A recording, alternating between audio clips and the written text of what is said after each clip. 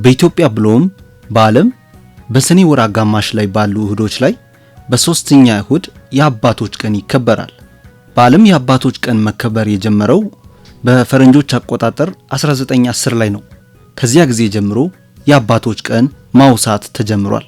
ኢትዮጵያ ደግሞ የአባቶች ቀን ማክበር ከጀመረች ከዓለም እኩል 116 ዓመት አስቆጥራለች። ዛሬ እኛ ደግሞ በዝግጅታችን የአባቶችን ቀን ለማክበር በወላይታ ሶዶ ከተማ ላይ አንድ ቤት ጎራ ብለን እናያለን። በዚያም ደግሞ ዕለቱን እናከብራለን ማለት ነው። የአባቶቻቸውን ውለታ የሚያወሱ ቤተሰቦች አሉ። እነሱ ጋር እንሄዳለን። እነማን ናቸው የሚለውን ወደ ቦታው ደርሰን እንመለከታለን። ተመልካቾች ውሏችሁን ከኛ ጋር እንድታደርጉ እንጠይቃለን።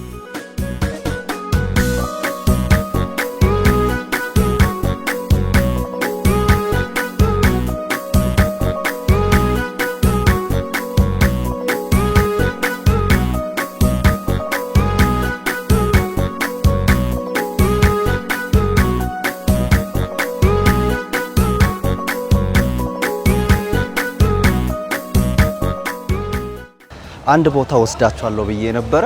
ወዳልኩበት ቦታ አሁን ደግሞ ደርሻለሁ እንደምትመለከቱት። እስቲ ደግሞ ውስጥ ገብተን የዛሬ የአባቶች ቀን ላይ ውለታቸውን የምናስታውሳቸው ማን ናቸው የሚለውን ወደ ውስጥ ገብተን እናያለን።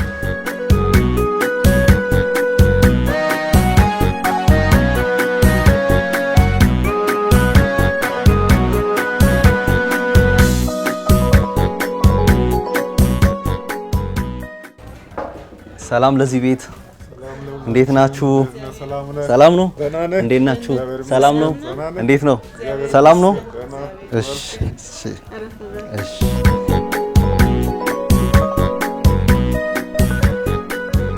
እንኳን አደረሱት ለአባቶች ቀን ጋሼ። እንኳን አደረሰን። ደስ ብሎኛል። እናንተንም እንኳን አደረሳችሁ። እንኳን አብሮ አደረሰን። ልትሆኑ ያላችሁ የሆናችሁ እንኳን አደረሳችሁ። እንኳን አብሮ አደረሰን። እኔም አባት ነኝ። እሺ በጣም አመሰግናለሁ። ተመልካቾች ቅድም እንዳወራ ነው ከስራ ቦታችን ተነስተን ዛሬ በወላይታ ሶዶ ከተማ ውስጥ አንድ ቤት እየፈለግን ቤቱም ደግሞ የአባቶችን ቀን እንዲህ በደማቅ ሁኔታ ሙሉ ቤተሰብ አባታችንን ማውሳት አለብን ብለው የአባቶችን ቀን እያወሱ እያከበሩ ይገኛሉ። ወደ እነሱ እኛም ገባን፣ እንዲሁ ቁጭ አለን። ዛሬ ከነሱ ጋር ውሎ ልናደርግ ነው። እናንተ ከኛ ጋር እንድትሆኑ እንጠይቃለን። ጥሩ ጊዜ እናሳልፋለን ብለን ተስፋ እናደርጋለን። ዛሬ የመጣነው ቤት በልዩነት ልዩ ታሪክ ያላቸው ቤተሰቦች ናቸው። ከነሱ ጋር እስቲ ምንድነው ታሪካቸው? ምን ለየት ያለ ነገር አላቸው? ምን አይነት ህይወት ነው ያሳለፉት የሚለው ነገር በፕሮግራማችን ቁም ነገር ትጨብጣላችሁ፣ ሀሳቡን ታገኛላችሁ። እኛም እንደዚህ እያለን ከናንተ ጋር ቆይታ እናደርጋለን። እስቲ እንታወቅ ጋሼ፣ ከዛ ደግሞ ወደ ታሪኩ ደግሞ እንሄዳለን፣ እናወራለን፣ እንጫወታለን። ዛሬ የአባቶች ቀን ስለሆነ ዘና እንላለን። አመሰግናለሁ እድሉን ስለሰጣችሁ። ስሜ ዘለቀ ዛዛ ይባላል። ተወልጄ ያደግኩት እንደማንኛውም በገጠር ወላይታ ውስጥ ባለ አንድ ገጠር ተወልጄ አድጌያለሁ። ከዛ ያልኩ እንግዲህ መጥቻለሁ። ያው ውልደቴ በገጠር በ1955 ዓመተ ምህረት ነው የተወለድኩት። አሁን በዳሞት ኩላሳ የሚባል ወረዳ ጉድቾ የሚባል ገጠር ቀበሌ ነው የተወለድኩት። ዛሬ የአባቶች ቀን ነው። አባቶችን ማውሳት በጣም ትልቅ ነገር ነው። ምክንያቱም አባቶች ለትውልድ መቀጠል፣ ለዘር መተካት አልፎም እንደ ሀገር ላሉ ነገሮች በጣም ያለ አባቶች ያለ እናቶች ወይም ያለ ቤተሰብ የሚቀጥል ሀገር የለም፣ የሚገነባ ትውልድ የለም። ከዚህ አንፃር አባቶችን ማውሳት በጣም በጣም ትልቅ ነገር ነውና እንዲህ አባት በመሆን ምን ይሰሙታል? እውነት እስቲ አባትነት እንዴት ነው ለርሱ? አባት በመሆን ያለው ነገር ምንድነው? እስቲ ስሜቱ ምንድነው? ሸክሙ ምንድነው የሚለው ጉዳዮችን እስቲ እናንሳ። እንዳነሳው ለአንድ ሀገር መሰረቱ ቤተሰብ ነው። ቤተሰብ ደግሞ በሁለት ምሰሶ ነው የሚቆመው። አባትና እናት አንድ ላይ ሲሆኑ ቤተሰብ ይሆናል። ከዛ ልጆች ይመጣሉ። ሙሉ ቤተሰብ እየሆነ ይቀጥላል። ስለዚህ አባትነት ለኔ በጣም ደስ ከሚሉኝ ነገሮች ትልቁ ስፍራ የሚሰጠው ነው። አንድ ወላጅ በራሱ ልጆችን ካየ አባትነት ትልቁ ነገር ይሄ ነው። እግዚአብሔር ረድቶኝ እኔም የአባትነት እድል አግኝቼ ልጆች ወልጄ ልጆች ጋር አብሬ አሳድጌ ለወግ ለማዕረግ አብቅቼ ዛሬ እኖራለሁ። እንግዲህ ስለዚህ አባትነት ለኔ ትልቅ ስፍራ የሚሰጠውና ትልቅ ነገር ነው ያልኩ ነው። እንግዲህ ስለ አባትነት ብዙ ምላቸው ነገሮች አሉ። አባትነት ደግሞ ዋጋ የሚያስከፍልም ነው። ልጅ ማሳደግ ቀላል ነገር አይደለም። አሳድጎ ለወግ ማዕረግ ማብቃት ቀላል ነገር አይደለም። ከትንሽ ጀምሮ ብዙ ክብካቤ የሚያስፈልግ፣ ብዙ ክትትል የሚያስፈልግ፣ ብዙ ውጣ ውረድ የሚያስፈልግ ነገር ስለሆነ በዚህ አልፌ ዛሬ ለዚህ ስለበቃው በጣም ደስ ይለኛል። በጣም አመሰግናለሁ።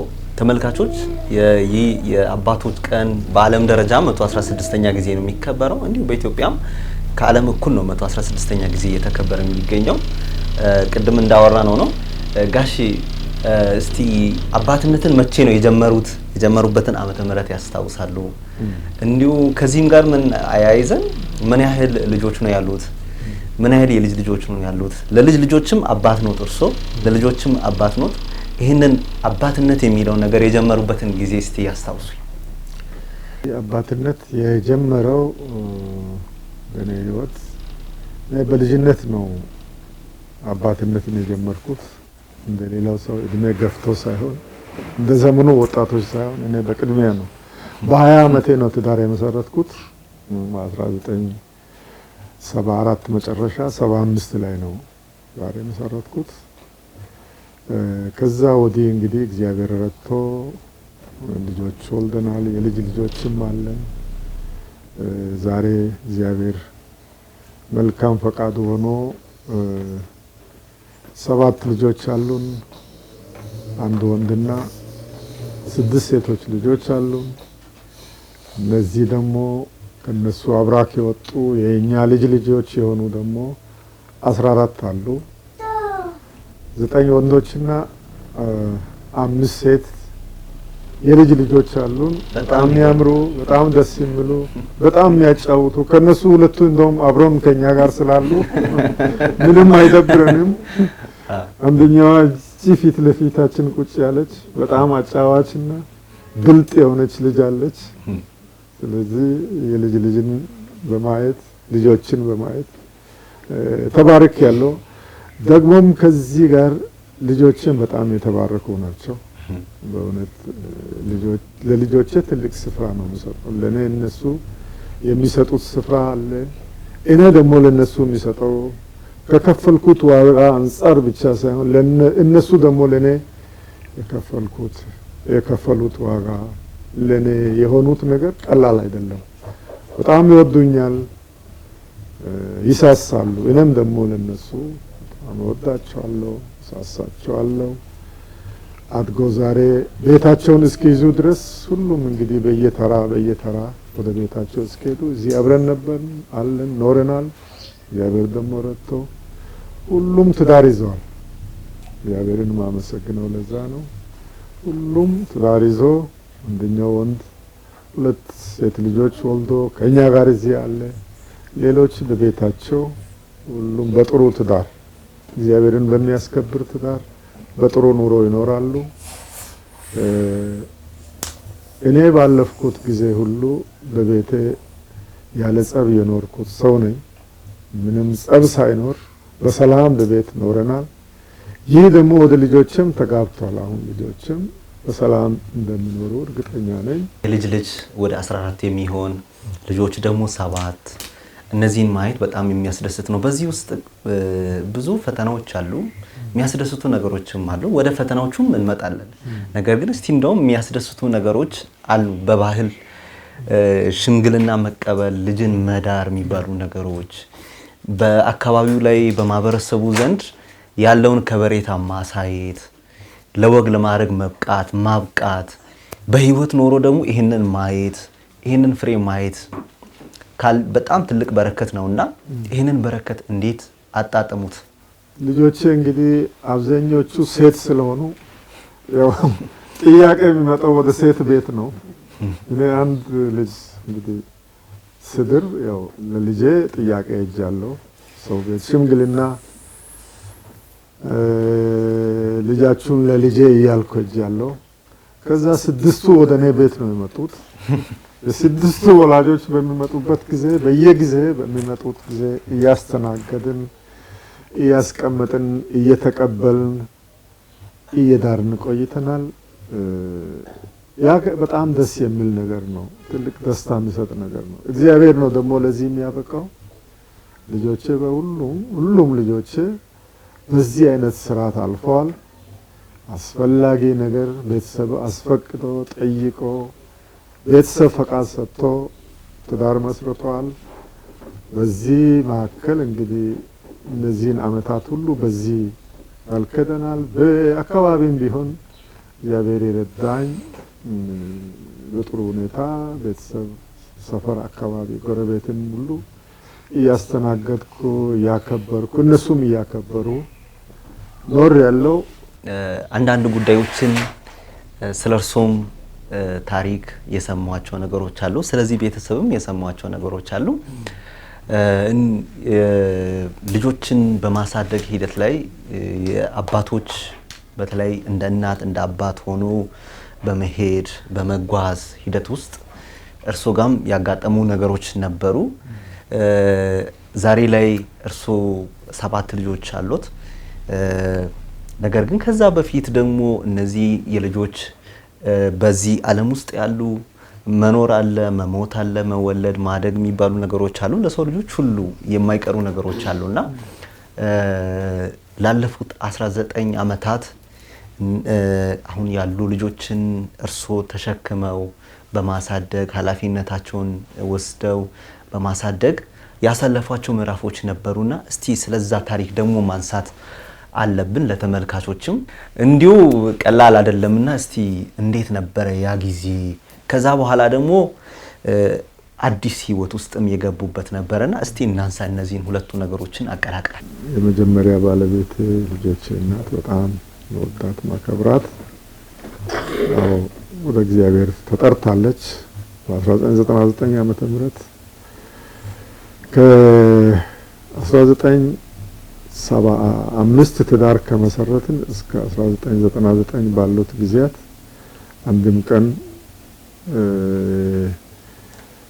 የተከራከርንበት የተጨቃጨቅንበት ወደ ልዩ ምዕራፍ የገባንበት የለም። በጣም ስንዋደድ ስንከባበር እግዚአብሔር ፈቃድ ሆኖ እሷም ሳትታመም ወደ ጌታ ሄደች። በዛን ጊዜ ልጆች ገና ትልቋ ልጄ መቅደስ 2ኛ ዓመት ሐዋሳ ዩኒቨርሲቲ ስትማር ነበር። ሁለተኛዋ እና ሶስተኛው ሐዋሳ ጤና ሳይንስ ሲማር፣ ሁለተኛዋ ኩኩ መዳወላቡ ዩኒቨርሲቲ ስትማር ነበር። እሷ በገባችበት አመት ነበር ይህ ክስተት የተከሰተው። ሌሎች ገና ናቸው። እንግዲህ አስደንጋጭም ነው አሳዛኝም ነው። ግን እግዚአብሔር መልካም ነውና በዛ ሁሉ አሳልፈን ከ99 እስከ 2005 ባለ ጊዜ ሌላ ትዳር እስከ መሰረት ባለ ጊዜ ብቸኛ ሆኜ ነበር። በዛ ሁሉ ደግሞ ሌሎች ትምህርት ቤት ያሉትም ትምህርታቸውን እንዳያቋርጡ በርትተው እንዲቀጥሉ ሳበረታታ ነበር። ተስፋ እንዳይቆርጡ እነሱንም ሳበረታታ ነበር። በዛ እነሱም ተስፋ አልቆረጡም። በጥሩ ተማሩ። በዛ ሰዓት ሁሉ ዋጋ የከፈለች አንድ ልጅም አለች ቤተሰብ ላይ ፈበን ነው የምትባለው 4ኛ ልጅ። እሷ ልክ እንደ እናት ቤት በቃ በቤተሰብ እንደ እናት ሆና ነው ረጅም እድሜ ትምህርቷንም ሁሉ ከትምህርቷ ይልቅ የቤተሰብን ነገር ሸክም ተሰምቷት አገልግለናለች። እሷ አለች አሁን በማዕከላችን። ከዛ በኋላ እግዚአብሔር ረድቶ ሁሉም በሄዱበት መቅደስም ተመረቀች። ከዛ ትዳር ያዘች፣ ልጆችንም ወልዳ አለች። አንዳቸውም ወድቆ አልቀሩም። ሩቅ ቦታ ሄደው የተማሩትም በትምህርታቸው እንደምንም እንግዲህ ከሁሉ ሩቅ ቦታ ሄዳ የተማረችው ትሁን ነች፣ መቀሌ አክሱም ላይ። ያንን ሁሉ እሷም አልፋ መዳወላቦም ናርዲ መቀሌ የመጀመሪያ ዓመት፣ ቀጥሎ አዲስ አበባ፣ ኢማሙሽ አዋሳ፣ ሂፒም አዋሳ፣ እንደዛ ሁሉ እየሆኑ ሁሉንም እግዚአብሔር ቦታ ቦታ እንዲይዙ አደረገ። በዚህ አይነት ሁኔታ መጣን እስከ 2005 ላይ በዚህ አይነት ሁኔታ መኖር የለብህም ትዳር መስርተ መኖር አለብህ ብሎ ልጆች ገፋፉኝ። እኔ ብዙ በቃ ብዬ ነበር፣ ግን ትዳርን ትዳር ማደስ ያስፈልጋል፣ ብቻዬን መኖር የለብህም። እኛ ሁላችንም ወደ ቤታችን ስለምንሄድ አንተ ካንተ ጋር የሚሆን ሰው አብሮ የሚሆን ሰው የትዳር አጋር የትዳር ጓደኛ ያስፈልጋል ብሎ በእነሱ አነሳሽነት በእነሱ ግፊት 2005 መጨረሻ ላይ ትዳር መሰረትን ከሰኑ ጋር አብረን አሁን የምትኖረው አብረን። ከዛ በኋላ እነዚህን ልጆች ሁሉ አሳድጋ ትዳር ሲይዙ ደግሳ አስፈላጊ ነገር ሁሉ ያሟላች እሷ ነች። እሷም አንድ ልጅ አሁን ሰባተኛ ያልኩት የእሷ ልጅ ሆና የኔ ልጅ ነች። ሰባተኛ እሷ ነች። አብረን አሳደግን፣ እሷንም አስተማርን። እሷም ትዳር መስረታ በራሷ ቤት አሁን አለች። እግዚአብሔር ለእሷም አንድ ልጅ ሰጥቶ እሷም ልጅ እንደ ልጃችን 14 ያልኩት የኔ ልጅ ስለሆነ የኔ ልጆች ስለሆኑ ሁሉንም አንድ ላይ ጠርቻለሁ። ይህንን ይመስላል እንግዲህ ከእሷ ጋርም ከ2005 ጀምሮ 13 ዓመት ያህል አሁን ስንኖር በደስታ በሰላም በመተሳሰብ በእግዚአብሔር ፊት እኖራለን። ጥሩ ነገር እያነሳን ነው። እነዚህ ልጆች ሰባቱም ወግ ማዕረግ አይተዋል፣ ወደ ተሻለ ደረጃ ደርሰዋል። ሁሉም መሬት ላይ አልቀሩም፣ ዝም ብሎ የሆነ ተራ ቦታ ላይ አልቀሩም፣ ቁም ነገር ላይ ወደ ከበረ ቦታ ደርሰዋል። እና ይህንን ማድረስ ቀላል አይደለም። ቅድም ሲሉ ነበረና ትምህርታቸው ላይ በትዳራቸው በሁሉም ነገር ስኬታማ ናቸው። ለዚህ ደግሞ መሰረት ከፈጣሪ በታች ደግሞ መሰረትን በመጣል አቅጣጫን በማሳየት እንደዛ አይነት የህይወት ጉዞ ውስጥ የተሻለ ህይወት ደረጃ ላይ እንዲደርሱ የእርሶ ሚና ከፍተኛ ነው። አቅጣጫ በማሳየት መሰረት በመጣል ከዚህ አንጻር የነበረው ነገር እንዴት ነበረ? ልጆቹ ሁሉም ጥሩ ቦታ ላይ ነው ያሉት አሁን እርሶ እንደጠቀሱ ማለት ነውና እንዴት ነበረ ለትምህርት የሚሰጡት ቦታ? እንዲሁም በመንፈሳዊም በዚህ ሴኩላር ዓለም ውስጥ ደግሞ የተሻለ ደረጃ እንዲደርሱ የእርሱ ሚና እንዴት ነበረ ሲወጡ የነበሩት የሚለውን እስቲ እናንሳ። ልጆችን አንደኛ በትምህርታቸውም እንዲበረቱ እመክራለሁ፣ አበረታታለሁ። ከዛም ሌላ እጸልያለሁ። እግዚአብሔር ቃል እንግዲህ ለሁሉም መሰረት ስለሆነ ማናቸውም ሲጓዙ እግዚአብሔርን እንዳይተው ከእግዚአብሔር መሰረት እንዳይወጡ እመክራቸው ነበር። ምክሬንም ሰምቶ አብዛኞቻቸውም በቤተ ክርስቲያን ሲያገለግሉ ነው እንደማገለግል እያገለገሉ መጥተዋል። ለዚህ ሁሉ ስኬት መሰረቱ የሰማይ አምላክ እግዚአብሔር መሆኑን በሙሉ ልቤ እናገራለሁ፣ አምናለሁ። ደግሞ ይህንን ሁሉ ያደረገው እግዚአብሔር ነው። በእግዚአብሔር እገዛ በእግዚአብሔር እርዳታ ይህ ሁሉ ሆኗል። በቤታችንም ፕሮግራሞች ይደረጋሉ። ሁሌ እንኳን ባናደርግም በሳምንት አንድ ቀን ማታ ፕሮግራም እናደርጋለን። አብረን እንጸልያለን። አብረን የእግዚአብሔርን ቃል እናጠናለን። አንዳንድ ጊዜ ወጣ የሚሉ ነገሮች ያው በልጅነት የሚከሰት ነገር ቢኖርም መክሬ ወደ እግዚአብሔር እውነት እንዲመለሱ አደርጋለሁ። እግዚአብሔርን እውነት እንዳይረሱ እየመከርኩ አሳድጌያለሁ። እንዳደጉትም አብዛኞቻቸው በእግዚአብሔር ቤት ሲያገለግሉ ነው። አሁንም ያገለግላሉ። ከዚህ በፊትም እያገለገሉ መጥተዋል። ይህ አንደኛው ሲሆን ሁሉ ጊዜ በቤተሰብ መሰረት የሚሆን የመጀመሪያ ልጅ ዋጋም የሚከፍል ለሁሉም መሰረት ይሆናል። ትልቁ መሰረት የመጀመሪያ ልጅ መቅደስ ነች። መቅደስ በርትታ መጀመሪያ ዩኒቨርሲቲ መግባቷ ለሌሎች ሁሉ መሰረት ሆኗል። ሁሉም የሷን አራያ ተከተሉ።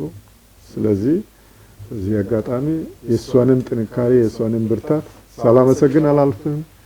እሷም በእውነት ደግሞም ከዚህ በኋላ ባሉት ጊዜያትም ለልጆች ትንንሾቿ ከሷ ታናናሽ ለሆኑት እንደ እናት ነው።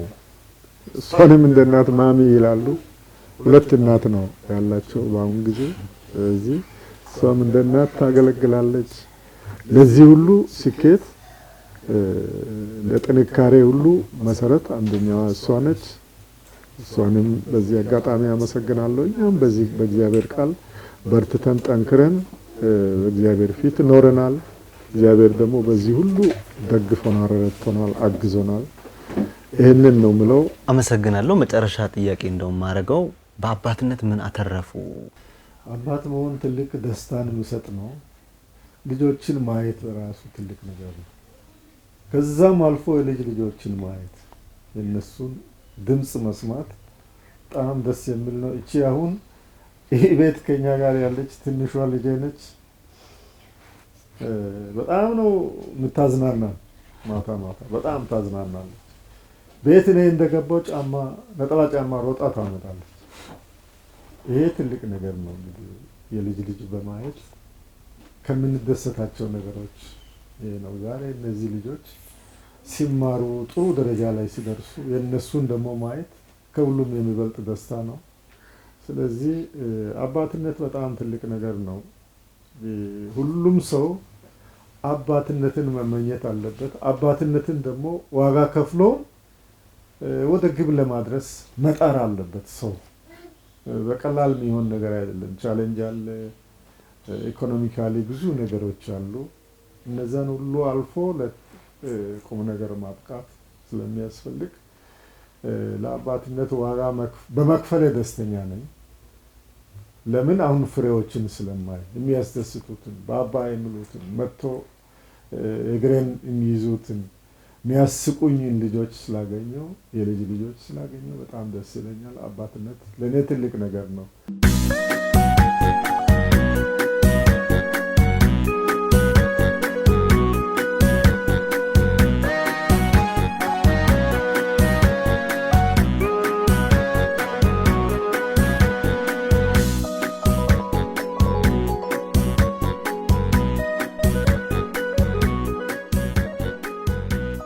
አሁን ደግሞ ከአባት ወደ እናት መጥቻለሁ።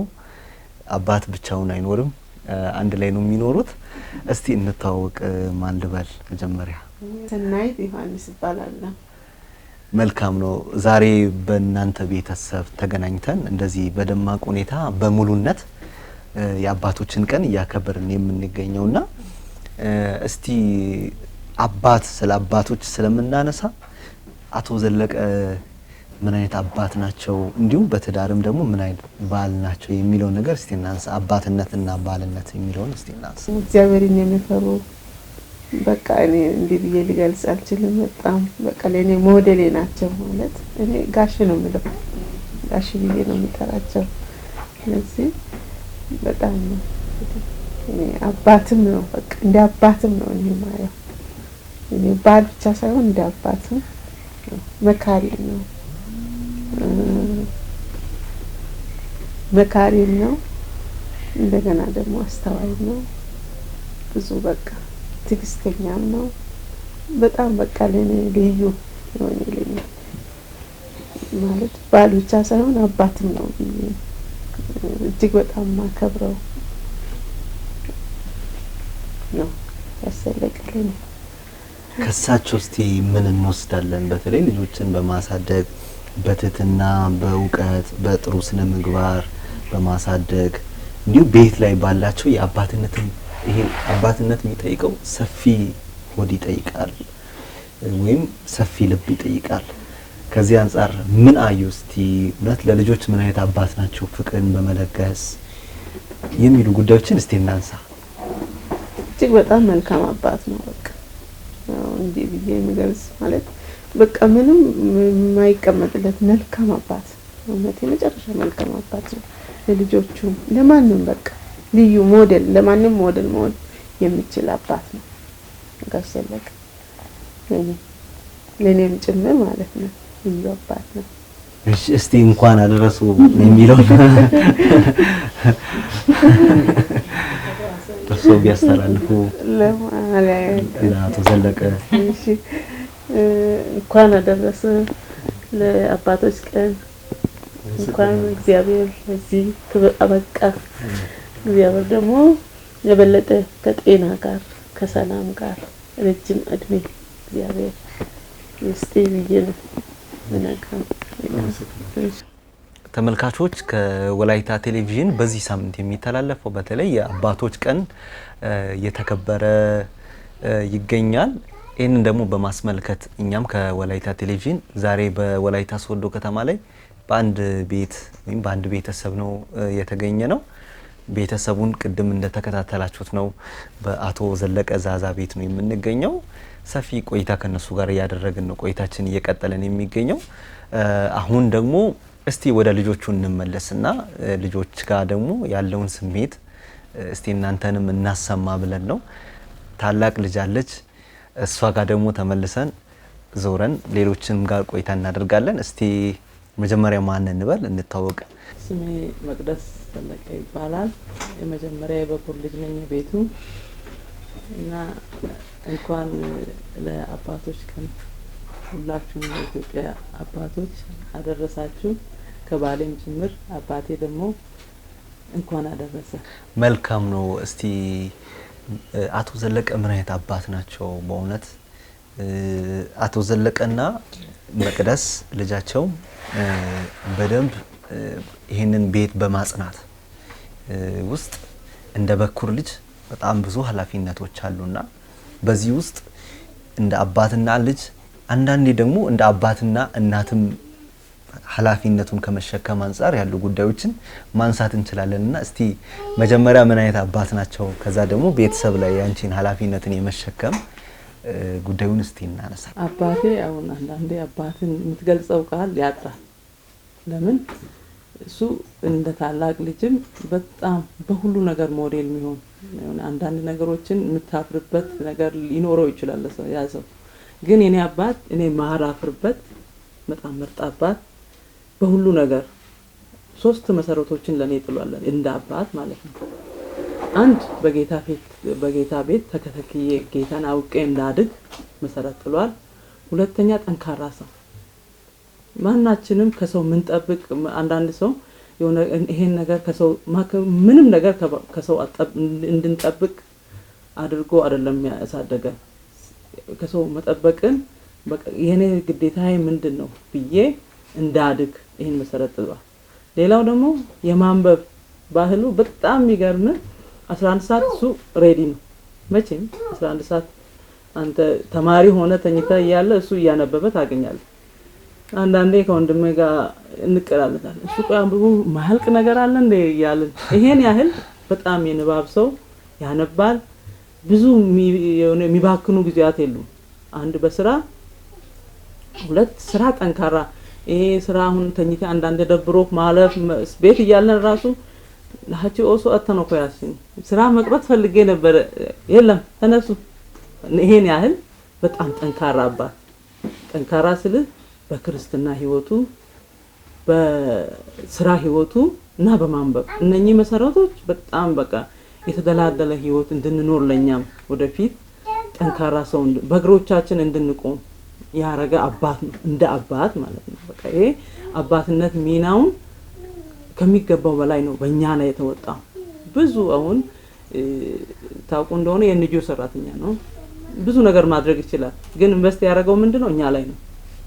ምንም ነገር አሁን ኢኮኖሚካሊም እኛ ላይ ኢንቨስት አድርጓል፣ አስተምሯል። ሲያስተምር ደግሞ እንደዚህ ዝም ብሎ ትምህርት ቤት ሂዱ ኑ ምናምን አይደለም። መሰረታዊ ነገር ማሟላት የሚገባን ከዛ በላይ አሟልቶ ማስተማር ይሄ የአባትነት ኃላፊነት ነው።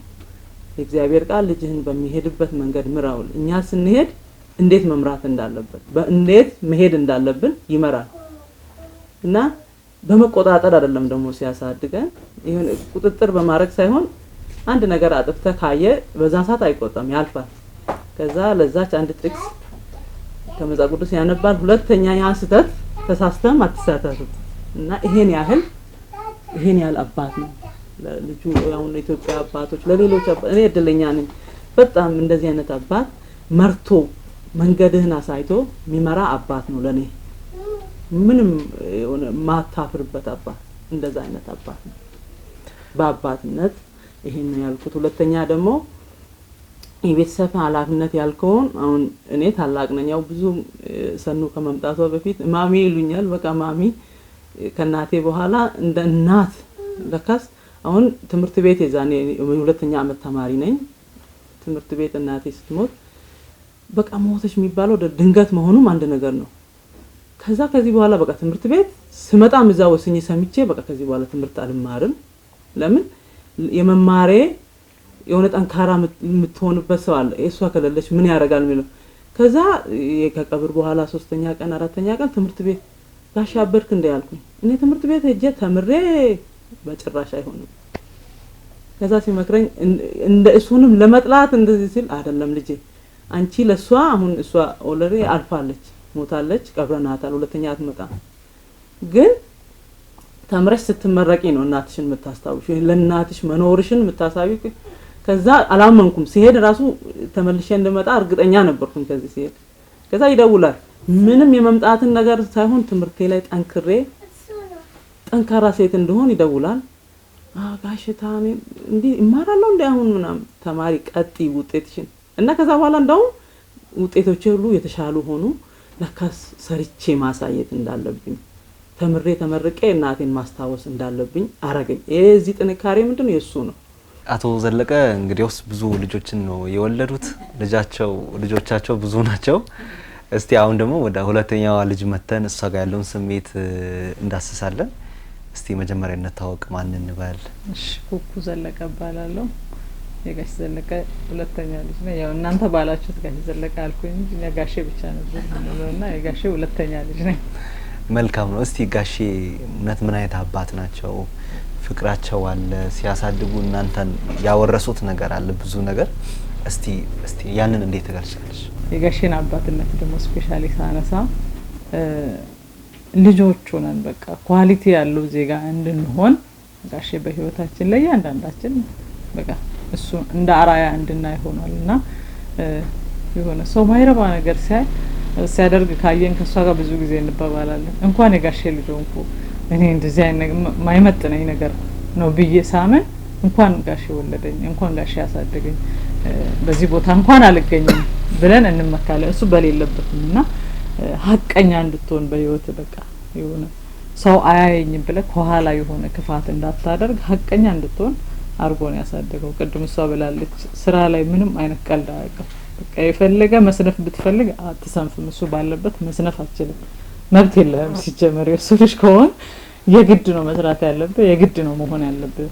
ለልጆች አሁን እኛ በራሳችን ሁላችንም እግዚአብሔር ይመስገን ሁሉም የልጅ አለው። የሱ የልጅ ልጆች ናቸው። ልጆቻችንን ስናሳድግም በልጆቻችን ህይወት ላይ እንድንሰንፍ እድል አይሰጥም። ማድረግ የሌለብንን ነገር እንድናደርግ እድል አይሰጥም የሱ ልጅ በመሆናችንና በዚህ በጣም ደስተኛ ነኝ። እሱ እንደሆነ ነው የሚፈልገው። ያለሽን ፍቅር እንዴት ነው የምትገልጪው? በጣም ወጣለሁ ጋሼ።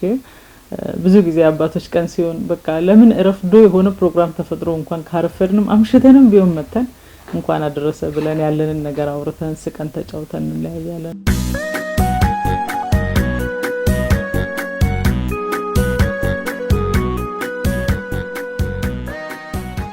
የቤቱ ብርቅዬ ልጅ አንድ ወንድ ነው ሲሉኝ ነበረ። እንኳን ደህና መጣ። እንኳን ደህና መጣችሁ እናንተ ያው ወደ ቤታችን ስለመጣችሁ። አንተንም እንኳን ለአባቶች ቀን አደረሰ።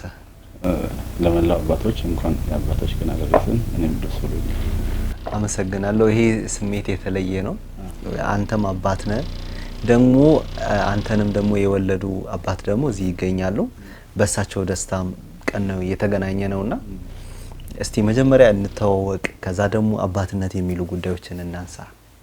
ስሜ እስክንድር ዘለቀ ነው። ዘለቀ ሶስተኛ ልጅ ነኝ። አሁን አባትነት የሚባል ነገር አባት ሲኮን ይታወቃል። አባት ያለውን አሁን አባት ያለውን ፊሊንግ አሁን እየተሰማኝ ነው። በየትኛውም አይነት ሁኔታ ልጆች ማይረዱትን አባቶች ይረዳሉ። ግዴታም ነው ለአባት።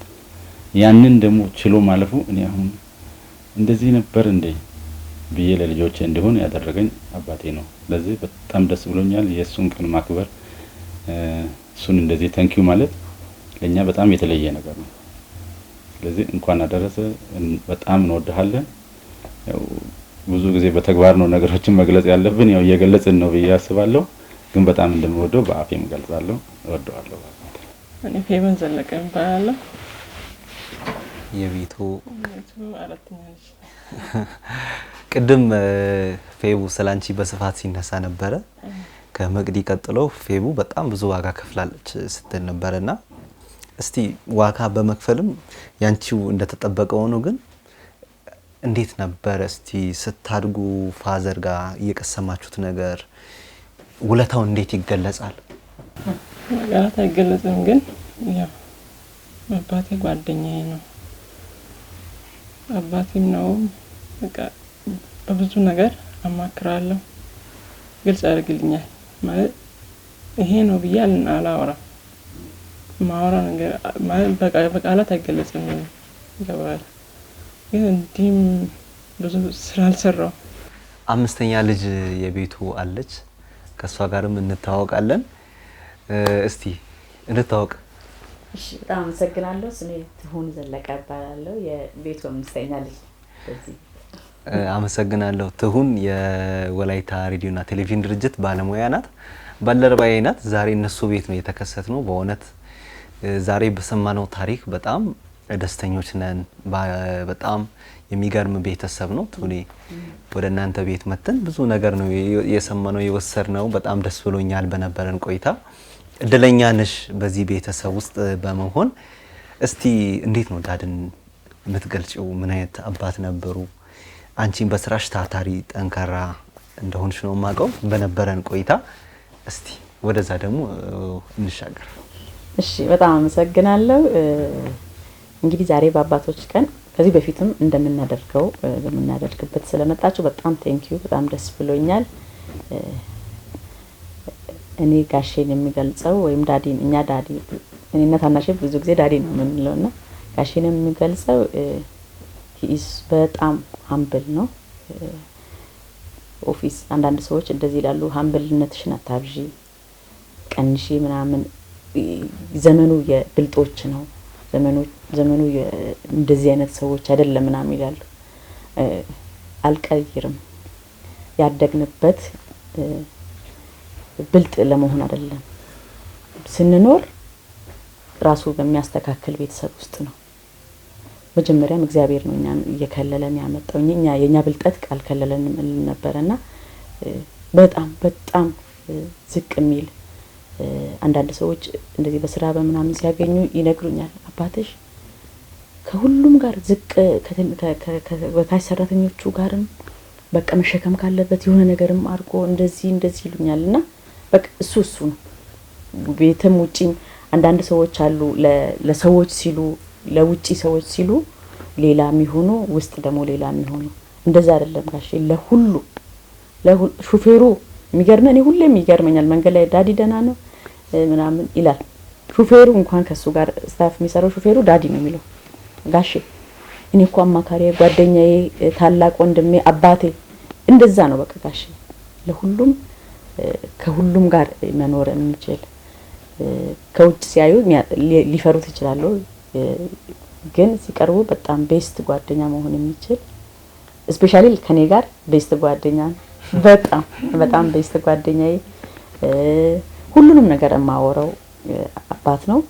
አመሰግናለሁ። አባትነትን ስናነሳ ዛሬኛ ያለንበትን ቦታ አይተን ዛሬ ያለን ጥሩ ህይወት፣ ዛሬ ያለን ደረጃ፣ ከፍ ያለ ደረጃ ታች ላይ አባቶቻችን ለኛ ኢንቨስት ያደርጉበት የዛ ድምር ውጤት ነው አሁን ያለንበት ቦታ ማለት ነውና ውለታቸውን እንዴት ነው ማስታወስ ያለብን ትያለሽ? እስቲ በጣም ይሄ እንደዚህ አይነት ነገር መዘንጋት የለበትም እላለሁ። ማለት እሱ ውለታ ብሎ አይቆጥር። በእውነት እኛ ብዙ ጊዜ እናወራለን የሆነ ነገር ሳናደርግለት የሆነ ይሄ ትክክል እናንተ የምትፈልጉ ግባችሁን መድረሳችሁ በቃ ውለታዬን እንደከፈላችሁ ነው የምቆጥረው ነው የሚለው። ይሄን ያህል ነው በቃ ስለ ቦታውን በትክክል እንድንደርስ መፈለጉ የሚታየው ማለት ነው። እና እንደ ውለታ አይቆጥርም። እቺ በረብ ትያዝልኝ በጣም ነው የሚናደድብን እንደዚህ የሆነ ያሳለፍነውን መንገድ። አሁን ትምህርት ቤት ቅድም ሲያወራይ ነበር ሩቅ ትምህርት ቤት ሄድኩት እኔ ነኝ የሚያረግልኝ አፎርድ የሚያረግልኝ ነገር በጣም እኔ ነኝ ወጪ ያስወጣሁት። ደናፍተር መጥቼም እንደገና ሁለተኛ ትምህርት ስማርም በጣም ወጪ ያስወጣሁትን ያንን ሁሉ ግን በቃ አባትነት ውስጥ ነው የሚከተው እንጂ የሆነ ነገር እያደረግኩ ነውላት ነው ብሎ አይደለም። የሆነ ልዩ አድርጌ ብሎ አያስብ። እሱ ነገር በጣም ኮንፈርት ይሰማኛል። በቃ ነፃነት እንዲሰማኝ የሚያደርገው ምንም ነገር ብጠይቀው ማልፈራው ትክክለኛ ቦታው እኔን ብቻ ነው መጠየቅ ያለብሽ፣ ከኔ ጋር ብቻ ነው ኮሙኒኬት ማድረግ ያለብሽ፣ ከውጭ ማንም ሰው ጋር መጠየቅ ማውራት የለብሽም ብሎ ስለሚያስብ እሱ በጣም ኮንፈርት ይሰማኛልና ለብዙ ወጣት ባለ አባት ለሆኑ ለወንድሜም ቅድም ወንድሜም ሲል ነበር ለአንድ ወንድሜም ለእያንዳንዳችሁ ለእናንተም አባቶች በእውነት ልዩ የሚታይ ነገር ያሳየ አባት ላሳይ ብሎ አይደለም ያሳየ በቃ ትክክለኛ ህይወትን ኖሮ ያሳየ አባት ስለሆነ እግዚአብሔር ውለታውን ይክፈል። እኛ ምንም ልንሰጥ የምንችለው ነገር የለም። እየሄድን ስድስተኛ ልጅ ጋር ደርሰናል። ስድስተኛ ልጅ መሆን ከ1 እስከ 5 ካሉት ብዙ ነገር ትማሪያለሽ። እውነት በጣም ብዙ ገራሚ ታሪኮችን እየሰማን ነበርና እስቲ መጀመሪያ እንተዋወቅ፣ ከዛ ደግሞ ስለ አባትሽ ደግሞ የሚሰማሽን ነገር ብታውሪ። እሺ፣ በመጀመሪያ ናርዶ ዘለቀ እባላለሁ። ስድስተኛ ወር የመጨረሻ ልጅ ነኝ።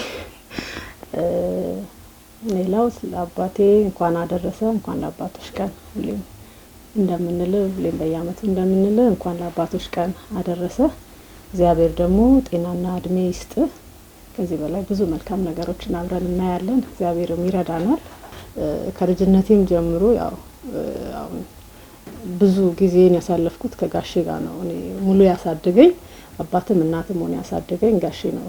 ጋሼ ነው ሙሉ ማቀው እንደ እናትም ማቀው እሱ ነውና ለኔ የተለየ ቦታ አለው። በጣም ነው የምወደው። ብዙ ነገር ነው የወሰድኩት። በባህሪ ትንሽ የሚመስል ነገር አለ ይመስለኝ ከሱ እና ብዙ ነገር ተምሬያለሁ። ለኔ ምሳሌ አባቴ ምሳሌ ነው። እውነት በመንፈሳዊ ነገር ብናይ እግዚአብሔርን የሚፈራ ነው። ብዙ ነገርን እግዚአብሔር ያያል የሚለውን ነገር ብዙ ከሱ አይቻለሁ። እስቲ መጀመሪያ እንተዋወቅ፣ ማን እንበል? እሺ፣ ስሜ መታሰቢያ ወንድሙ እባላለሁ። የቤቱ መጨረሻ ልጅ ነኝ። እሺ፣ አመሰግናለሁ። እስቲ እዚህ ቤት ላይ ደግሞ በነበረሽ ቆይታ በማደግ ላይ ዳዲ እንዴት ነበረ? አንቺ እንዴት ታየዋለሽ? ውስጥሽ ላይ ያለው ስለ ዳዲ የሚሰማሽ ነገር ምንድነው የሚለውን እስቲ እናስ። እሺ፣ ጋሼ በጣም መልካም አባት ነው። እውነት የአባቶች ሁሉ ምሳሌ ነው፣ ግን ማጋነን አይሆንብኝም ስለ ጋሼ ማለት ነው። በጣም መልካም አባት ነው። ብዙ ነገር ተምሬበታለሁ እኔ በግሌ ማለት ነው። እሱ ማለት ብዙዎቹ እንዳወሩት ዝም ይላሉ፣ ግን ዝም ቢልም ህይወቱ ይናገራል። በንግግር ብቻ አይደለም እሱ የሚያስተምረው፣ በህይወቱ የሚያስተምር ሰው ነው ጋሼ ማለት ነው። እኔ ከሱ ብዙ ነገሮችን ተምሬያለሁ። የስራ ዲሲፕሊን ከጋሼ ተማርኩት፣ ታማኝነትን ከሱ ተምሬያለሁ። ጋሼ በቤት ውስጥ ብቻ ሳይሆን በከተማውም በቸርቹም በሚሰራበት ቦታ ስለ ጋሼ ታማኝነት ማንም ሰው አይጠራጠርም። በቃ እውነትን የሚናገር ሰው፣ በብዙዎች ዘንድ ታማኝነት ያለው ሰው ነው ጋሼ። እና መጀመሪያም እንዳልኩት ስራ ላይ ምንም ቀልድ አያውቅም። በስራ አይደራደርም። በአገልግሎቱም እንደዛው በቤተ ክርስቲያን የተከበረ ሰው፣ እግዚአብሔርም በታማኝነት የሚያገለግል ሰው ጋሼ ነውና በጣም አድርጌ ነው ማመሰግነው የአባትነትን ባህሪ ስላሳየኝ ማለት ነው። እንደ አባት ሆኖ ስላሳደገኝ በጣም አድርጌ አመሰግናለሁ። እሺ እዚህ ቤት በነበረሽ ቆይታ እንዲህ ስለ ጋሼ ብዙ ነገር ያወራን ስለነበረ አንቺ ጋር ያለው ስሜት ምን ይመስላል? ለዳዲ ያለሽ ቦታ ከሱ የተማርሽው ነገር ልብሽ ላይ ያለው ፍቅር ምንድነው የሚለውን እስቲ። ከጋሼ ብዙ ነገር ነው የተማርኩት። ጋሼ ለኔ ብዙ ምሳሌ ብዙ ነገሮችን የማርኩበት አባት ናቸው። በጣም ወዳቸዋለሁ፣ በጣም አከብራቸዋለሁ። እንኳን ለአባቶች ቀን በሰላም አደረሰው እላለሁ። ጋሼ እኔ በጣም ወዳለሁ ማለት መግለጽ አልችልም። ስሜ አኪን ኤሊዮን ይባላል። እንኳን ለአባቶች ቀን በሰላም አደረሳችሁ። እንኳን ለአባቶች ቀን አደረሳችሁ። አባቴ፣ አያቴ፣ አጎቴ ሁላችሁንም ወዳችኋለሁ። እንኳን አደረሳችሁ። ስሜ ሔዋን እስክንድር ነው። አባቴ፣ አያቴ፣ አጎቴ እንኳን አደረሳችሁ። እወዳችኋለሁ። ተመልካቾች ከጅምር ጀምሮ እስከ ፍጻሜ ድረስ ከኛ ጋር ቆይታ አድርጋችኋል። ዛሬ የአባቶች ቀን በመላው ዓለም እንዲሁም በኢትዮጵያ ለ116ኛ ጊዜ ይከበራል። ይህንን በዓል ደግሞ በወላይታ ሶዶ ከተማ አባታችንን እናውሳ፣ ይህንን በዓል እናክብር ከአባታችን ጋር ብለው በማክበር በደማቅ ሁኔታ ያሉ ቤተሰቦችን አግኝተን ከነሱ ጋር ቆይታ አድርገናል። ቆይታችን በአቶ ዘለቀ ዛዛ ቤት ይህንን በሚመስል መልኩ ባማረ መልኩ ነበረ የነበረው። እናንተም በቤታችሁ ሆናችሁ ቅዳሜና እሁድ ቡና እየጠጣችሁ ከቤተሰብ ጋር አባት የሆናችሁም ወርቃማ ጊዜያችሁን ይህንን በዓል እያከበራችሁ የአባቶችን ከኛ ጋር ስላሳለፋችሁ እጅግ አድርገን እናመሰግናለን። በቆይታችን ብዙ ነገሮችን በእውነት እኔ ተምሬያለሁ፣ እናንተም ተምራችኋል፣ ቀስማችኋል ብለን ተስፋ እናደርጋለን። ይህንን ዝግጅት ወደ እናንተ በማድረስ እኔ አቤኔዘር አበራ ቆይታ አድርጋለሁ። በካሜራ በኩል ታገሰ ብሊሶ፣ አበበ ኦኬ አብሮ ቆይታ አድርገዋል። ስለ ቆይታችሁ እጅግ አድርገን እናመሰግናለን። ቀጣይ በሌሎች ዝግጅቶች እንገናኛለን።